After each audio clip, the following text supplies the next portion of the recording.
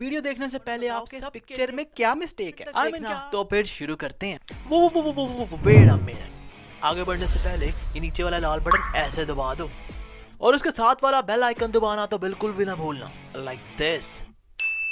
बता कर थक गया हूं, पर do it please, bell icon do it.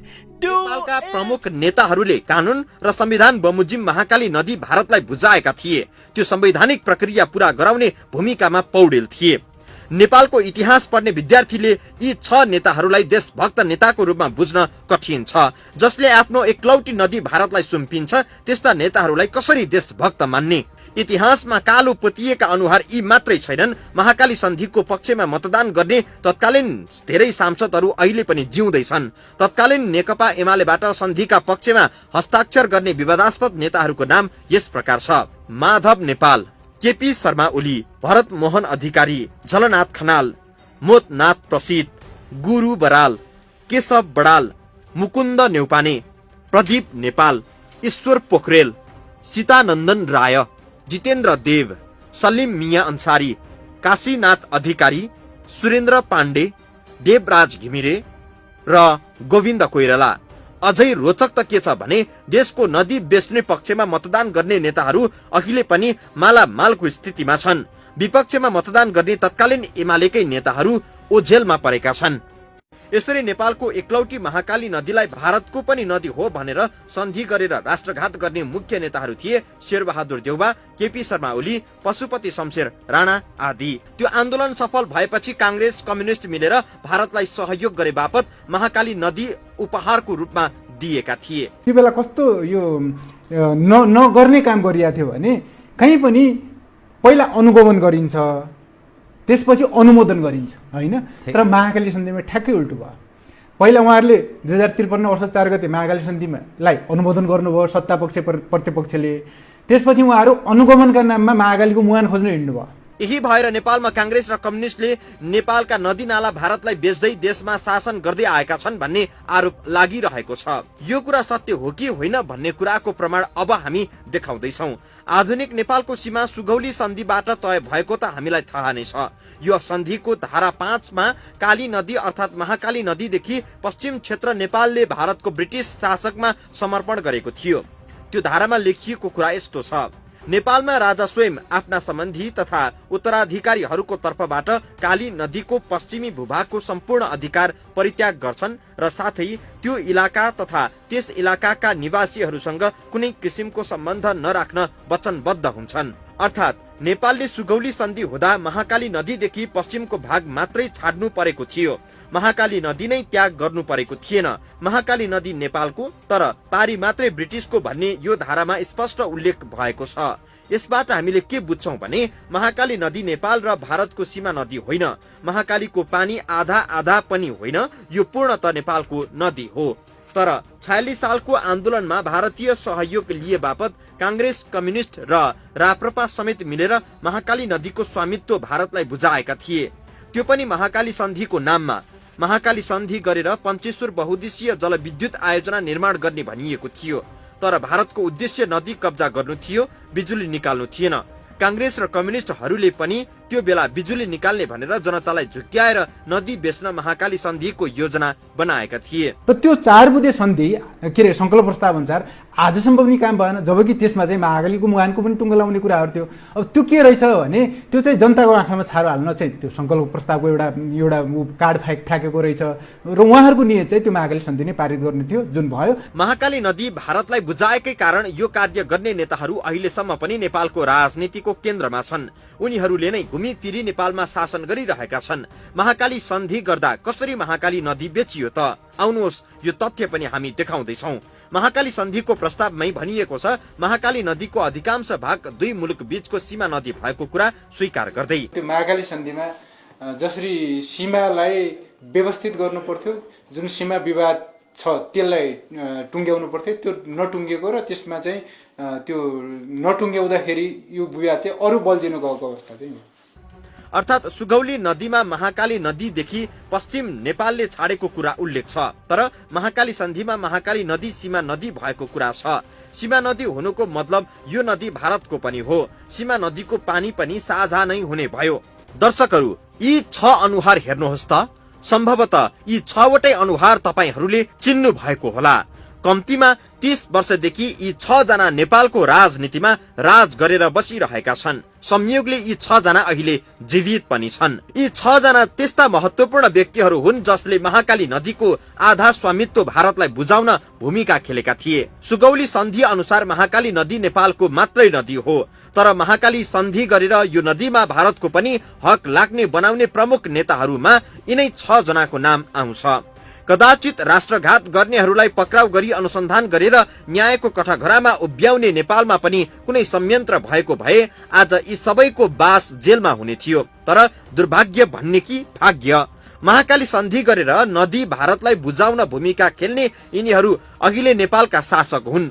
आलो पालो मिलाएर यिनीहरू नै शासन सत्ता सम्हालिरहेका छन्। बितेको 30 वर्षमा जनताको हविगत उस्तै छ, तर देशको नदी नाला विदेशीलाई बुझाउँदै राजनीतिक जीवन लम्ब्याउने नेताहरूको जीवनमा सुखमय र उज्यालो छाएको छ। त्यसकारण त्यो वखतमा लिम्बियाधुरा, यो कालापानी, लिपुलेक भन्ने कुरै थाहै थिएन। त्यो नाम पनि थाहा थिएन, त्यसमा गडबड भन्ने पनि थाहा थिएन। यो त कहिलेदेखि सुरु भयो भनेदेखि जब महाकाली सन्धि यहाँ जो भयो, प्रजातान्त्रिक व्यवस्थामा भनौँ न, प्रजातान्त्रिक नेताहरूले जब गरे। महाकाली नदी नेपालको एकलौटी थियो, न पानी आधा थियो, न महाकाली सीमा नदी नै थियो। यो नदीलाई सीमा नदी बनाएर महाकाली सन्धिमा हस्ताक्षर गर्ने नेपालका तत्कालीन प्रधानमन्त्री थिए शेरबहादुर देउवा। देउवा अहिले पनि प्रमुख प्रतिपक्षी दलका नेता छन्। उनी कांग्रेसका सभापति पनि हुन्। महाकाली सन्धिमा तत्कालीन नेकपा एमाले साथ नदिएको भए सन्धिमा हस्ताक्षर हुने थिएन। दुई पटक प्रतिनिधि सभाबाट सन्धि अनुमोदन गरेर दरबारमा पठाइएपछि राजा वीरेन्द्र पनि सदर गर्न विवश भए। 52 सालमा महाकाली सन्धिमा हस्ताक्षर हुँदा प्रमुख प्रतिपक्षी दलका नेता थिए माधव कुमार नेपाल। नेपालका पूर्व प्रधानमन्त्री एवं अहिले नेकपाका वरिष्ठ नेता हुन्। महाकाली सन्धि अध्ययन गर्नका लागि एक कार्यदल बनाइएको थियो। त्यो कार्यदलका संयोजक थिए केपी शर्मा ओली। ओलीले पनि सन्धिको पक्षमा जोड दिए। सन्धि गर्नुपर्छ भन्ने पक्षमा सशक्त नेता ओली नै थिए। उनी अहिले नेपालका कार्यकारी प्रधानमन्त्री छन्। अब ओली समितिमा पनि फरक मत राख्नेहरू थिए। उहाँहरूको भनाइ चाहिँ व्यवस्था गरेर त्यो अब प्रतिबन्ध सार्वजनिक गरेर त्यसैको आधारमा नेकपा एमाले यो महाकाली सन्धिको पक्षमा मतदान गर्ने निर्णयमा पुग्यो नेकपा एमाले। र त्यो सन्धिको पक्षमा हस्ताक्षर गर्नुभन्दा अगाडि उनीहरूले पार्टीमै पनि आन्तरिक एउटा मतदान गरेका थिए। र त्यो आन्तरिक मतदानमा पनि त्यसमा 17-17 मतहरू परेको थियो।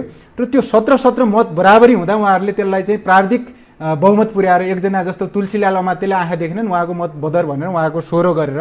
महाकाली सन्धि भएको बेलाका जलस्रोत मन्त्री थिए पशुपति शमशेर राणा। महाकाली सन्धि गर्नुपर्छ भनेर वकालत गर्दै हिँड्नेमा यिनी पनि एक हुन्। त्यो बेलाका परराष्ट्र मन्त्री थिए राप्रपाकै डाक्टर प्रकाश चन्द्र लोहनी। लोहनी र राणा अहिले पनि एकीकृत राप्रपामा छन्। हिन्दुत्व र राज संस्थाको डम्फु बजाएर राजनीति गर्ने यिनीहरू अहिले नेपालको राजनीतिमा एन्टी करेन्ट धार समाएर राजनीति गर्दैछन्। अब बाँकी रहे रामचन्द्र पौडेल। पौडेल त्यो बेला सभामुख थिए। महाकाली सन्धि पारित गर्ने कि नगर्ने भन्ने सम्बन्धमा संसदमा मतदान गराउने व्यक्ति पौडेल नै थिए। अर्थात् नेपालका नदीनाला नेपाली नेताहरूले कसरी भारतको हातमा सुम्पिएका छन् भन्ने एक तीतो उदाहरण महाकाली सन्धि बनेको छ। त्यस्तै दुर्गति अरू नदीनालाको हकमा पनि लागू भएको छ। 2052 सालमा महाकाली सन्धि गरेपछि नेपाली नेताहरूले पञ्चेश्वर बहुउद्देश्य जलविद्युत आयोजनाबाट धेरै बिजुली उत्पादन हुने र त्यो बिजुली चीनलाई निर्यात गर्ने सपना देखाएका थिए।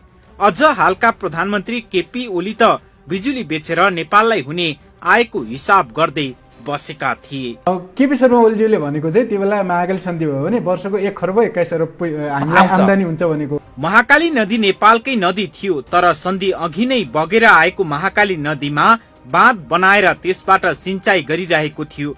अहिले पनि नेपालको महाकाली नदीबाट भारतले लाखौं हेक्टरमा सिंचाई गर्छ, त्यो पनि नेपाललाई 1 रुपैयाँ नदी सित्तैमा। इतिहासदेखि कहिले पनि कुनै पनि मितिमा नेपालसँग न्यायपूर्ण व्यवहार नगरेको भारतको विश्वास गरेर नेपाली नेताहरूले महाकाली सुम्पिए।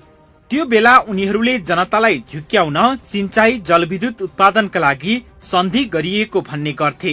सबै कुराहरू हेर्दाखेरि के थियो भने यो खाली जनतालाई अल्मल्याउने मेलो मात्रै हो भन्ने कुरा अहिले पुष्टि हुन्छ। किनभने यदि उहाँहरू सबैले सबैलाई थाहा छ महाकाली मुहान लिम्पियाधुरा भनिराख्नु भएको छ।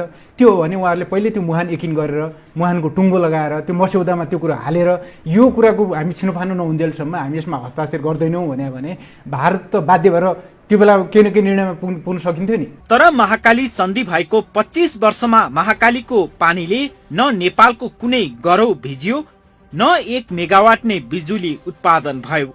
सन् 1971 मा भएको एक अध्ययनले महाकालीबाट 1000 मेगावाट बिजुली निकाल्न सकिने देखिएको थियो।